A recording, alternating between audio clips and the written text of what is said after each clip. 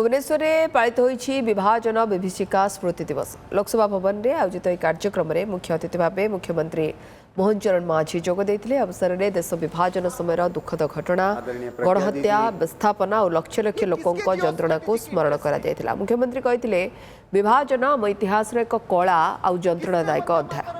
यही इतिहास को भूलीगले चलिब नहीं, बरंग आगामी पीढ़ी तथा जेन जी और जेन आल्फा को जणाइबा आवश्यक।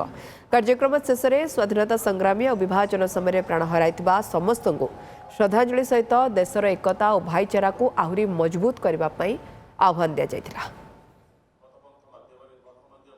आज दिनटी हूँ आम इतिहास सबुठारु अंधकारमय कष्टदायक ये अध्याय को मन पकेबार मध्य ये गोटे दिन एक संकल्प दिवस भाव एवं हिंदू अस्मितार दिवस भाव मध्य आमे समस्त ताकू ग्रहण करिकी संकल्प नबार ये समय मध्य आम पाखरे उपनीत होईछि।